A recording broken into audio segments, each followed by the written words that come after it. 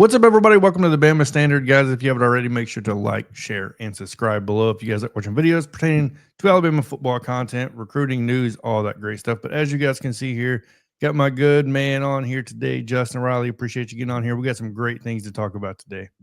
A lot to talk about. It's the third Saturday in October. We are just a day away from the event. It's the game we look forward to every year, and with every day leading up to the game, there's always news before we even kick off, and that's why we're here today. Exactly. We're going to be talking about Jam Miller and a couple of the other running backs at the very end of this. But let's go ahead and jump into this. First of all, I'm going to give you guys the injury report for Alabama, and we can break this down specifically to Jam Miller. Obviously, the official outs, Quay Russaw, John Marine Latham, Caden Jones, who had, I believe, ankle surgery. He's out for a couple of weeks. Wide receiver Derek Meadows, obviously the concussion. Jeremiah Beeman, obviously the defensive lineman. And then who upgraded to questionable, Danny Lewis Jr., who just came back, and unfortunately, he's listed as questionable again. And then the ones that upgraded to probable, Jalen Mbakwe, who injured his hand last week during practice leading up to the Missouri game, and then Jam Miller, obviously the concussion. But the big news is Jam Miller, right? Because Jam Miller was listed as questionable, moved into probable, and now we're talking about him possibly coming back and playing in this Tennessee game. So please, Justin, tell me what it looks like, how much of an impact he's going to have in this Tennessee game with and without him. Absolutely. First of all, we know this is a big rivalry game. As an Alabama fan, I don't have to tell you exactly what this means. But not only is this just a rivalry game, folks, let's just be honest here. College football playoff implications are involved in this game. The loser of this game has their back against the wall. Suddenly, every single game from here out is essentially a playoff game. It's sudden death. So I can understand the stress involved when it comes to possibly not having one of your major players. But I have to ask the question, Jonathan, is it a smart decision to rush him back into action if he's not quite ready? So let's talk a little bit about what he's brought to Alabama since coming back to the offense. As we can clearly see on the field, our eyes don't lie. The offense has become more balanced. He's taken pressure off of Ty Simpson. As a matter of fact, if you look at the tail of the tape, Ty is a different player.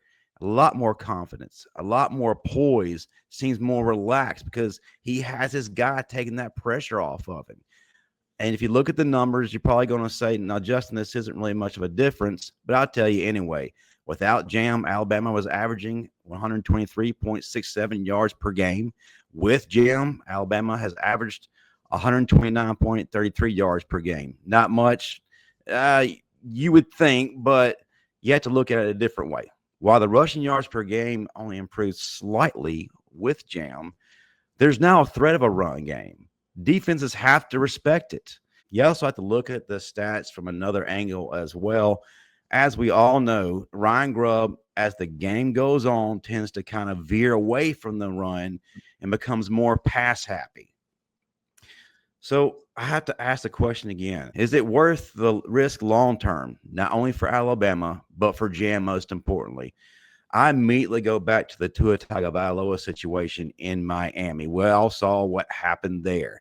He continued to play despite having numerous concussions, regardless of how they classified it on paper. He had concussions. He continued to get his brains beat out week after week.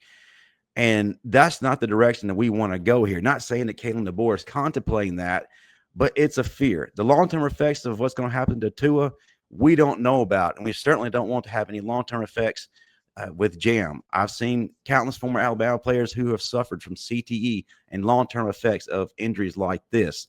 Don't want to see this happen to Jam. I don't want that on my conscience. But, guys, we have to take a step back, too. I know with this game, there's a lot of emotion involved. You have to understand here, it's about winning the war, not the battle. If you take the emotion out of it, you take a step back, this is just a battle. While we want to win, it's just a battle, guys. The war, I want Alabama fans to really soak this in. The war is finishing this brutal schedule and being eligible for the college football playoffs. Jam is a key player needed to finish this thing out. It's about the long game. So is it really worth the risk short term if he goes down again and we don't have him to finish out the season? That's where I'm standing right now, Jonathan. Yeah, no doubt. And I think there's a lot of questions to pose in this. And look, this is a very sensitive subject when you're talking about injuries and then coming back from injuries and how does that look? You know, if he receives another concussion, he's probably done for the year, right? So not just a game or two. I think that's something else that has to be considered, guys, is when you're talking about back-to-back concussions, the weeks of recovery almost tenfold, right? So which means this guy's going to be out a very long time if that does happen. So at the end of the day, the risk versus reward simply comes down to where is he at in this concussion protocol, which we honestly don't know, right? So if maybe it looked worse than it possibly was, and we didn't know that, and maybe he looks fine as of today or tomorrow, I don't know. But I can tell you this much: the scrutiny Kalen DeBoer and this medical staff, which is one of the top, by the way, in college football, will be under if he goes out there and doesn't look like himself. I think that's where questions come into play as Jam gets on that field and he's missing the reads. I personally love the way he runs, but he's a physical runner too, guys. And I think that's something you have to take into account if you're Kalen DeBoer. So you have a guy that just got a concussion. He's a physical runner, which means he's going to take the pounding again, right? As far as his head goes, he's going to lower his helmet. That's just what he does. And that clearly means there's a bigger risk of him getting injured again sooner rather than later if you put him on the field right now. Me personally, and like you said, there's not a huge gap when you talk about with or without the run game with Jam Miller. It's the physicality part is what makes that difference, right? It's the physicality when Jam Miller is on that field. You know, we know that Kevin Riley can catch the ball out of the backfield. We know Daniel Hill is 244 pounds and can run downhill. But Jam Miller is an encompassing part of everything, right? So he can catch the ball out of the backfield. He can be the physical guy between the tackles and all of that. That's why he's such a big threat when he's on that field, because the defense has to account for everything and not just one thing when it comes to the running game and that running back position. But with all of that being said, too, when you look at this, and I want to get your take on this, Justin, I ran a simulation on ChatGPT Premium, which is great, by the way. With Jam Miller, Alabama has a 57.2% chance of winning this game. Without Jam Miller, 53.4% chance of winning this game, which is a difference of 3.8%. Guys, that's a massive percentage. When you look at Vegas and even you look at the spread of how much of an effect Jam Miller is going to have on this game, what do you think about that simulation? Man, well, Jam, like I said, no doubt he's a key player. He can greatly change the pace of a game on a dime. And when you look at those numbers, this is a game that's, man, the slightest difference can completely change the entire outcome of this game. We know every year there is one or two plays that are the ultimate difference maker on how this game plays out in the end. And that small percentage, while people may see that, it can end up being the difference between a win or a loss here. Yeah, no doubt. And guys, keep this in mind as well, and leave in the comments below what you guys think about this. Tennessee's defensive weakness is not the run game. It's the pass defense, right? It's the back end, but not the front. So the front seven has looked pretty good against the run. By pretty good, it's been pretty mediocre. But when you talk about the back end, that's where the weakness is in the way Ty Simpson is playing right now, which is completely lights out, Heisman-like, in my opinion, getting the job done. If it's me personally, and I want your take on this, Justin, me personally, I'm not putting Jam on that field at the beginning of this game, and I want to see if basically Ty can control this game without Jam being put in that situation. And then look, if it gets a little out of hand, put Jam in, and maybe the risk is worth the reward. What do you think about that?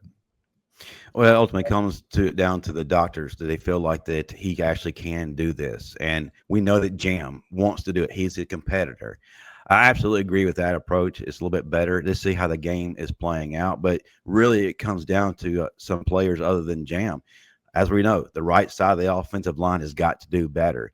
Wilkin Formby and Geno Vandermark have not been doing the job that we need for Alabama to succeed. When they're in, things become dicey very quick, as we've seen. We've given up more sacks and at the worst possible moments. But then when we have Michael Carroll and Jaden Robertson, things greatly change. The offense is doing better things. And matter of fact, against Missouri, we had 2 scores when they were in those specific drives. But also, too, one of the key aspects of Jam Miller, not only as a runner, he is an excellent pass blocker. Now, this past game against Missouri, he wasn't the typical pass blocker that we are used to. Had a rough day at the office, but we can give him a pass on that. But overall, he has been a tremendous blocker, and can be a valuable asset to Ty. Well, you signed up to play for Alabama for a reason. So this is why we need Daniel Hill and Kevin Riley to step up in that department. Obviously, Daniel Hill was given a bulk of the carries this past week because they trust him not only as a runner, but as a pass blocker.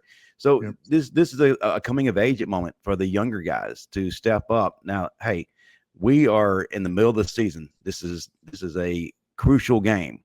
No more passes, no more excuses. You do your job that you signed that letter of intent to be a part of. No doubt. And don't look now, but Tennessee's number 1 in the country in sacks at 26 total, 4.4 per game. So this game, it's not like Tennessee's just going to not be coming after this QB. Josh Heupel and that defense at Tennessee knows how to get after the quarterback. They do a good job of mixing things up, twist stunts, right, and stuff like that. And they got some ballers in that front seven, in my opinion. They can get to the quarterback, which they've had the past couple of years. We know that, but one thing Alabama did a great job of, too, is leaking out Kevin Riley for those passes and stuff like that to slow down the blitzes. So it's going to be a very interesting matchup. But any last notes before we get off here, Justin? Absolutely. I go back to Daniel Hill and Kevin Riley. I think we as Alabama fans need to have faith in both. I love what Daniel Hill brings from a physicality standpoint. And if we're honest, Alabama has not had that physical, imposing back in quite some time. Yeah, Brian Robinson brought a little bit of that, but Derrick Henry was really that last dude who was able to do that. And you could tell the difference in how Alabama's offenses have operated since we've been missing that key piece. Daniel Hill has the ability to wear down defenses. And in the fourth quarter, that is huge. Defenders are going to look over to his side while they're worn out, they're tired, they're banged up, and they're going to say, damn, not this guy again. So that's a valuable aspect of this game that he can bring. Plus, like I said, he would not have come on the field at a crucial time against Missouri if he had not improved. I feel like he has, and he started to wear down Missouri's defense. Missouri's front seven is arguably one of the best in the country. We had a tough day at the office, but when he was in there, he was moving that pile. He was wearing them down, the leading clock. And he is also, as we saw, one of the major catalysts as to why Alabama was able to walk off with that hard-fought win, had the deciding touchdown. Like you said, Jonathan, Kevin Riley, he's that change of pace back who can also create explosive plays. He has the potential at any given moment to be able to take it to the house. I like the combination, and I really want to see us rely heavily on these guys. And it would be incredible if one of these guys could have a breakout game. Yeah, we're definitely going to need that. So no doubt, make sure to comment, leave you guys' thoughts on this. Make sure to like, share, and subscribe if you guys like watching, obviously, video content like this pertaining to Alabama football. And make sure to check out the post-game show, which we'll be doing directly at the end of the Alabama-Tennessee game. Usually we'll start that live stream like almost immediately as the game ends. So make sure to tune in for that as well. But other than that, appreciate everybody getting on here. And as always, Justin, roll tide. Roll down tide. Roll Tide.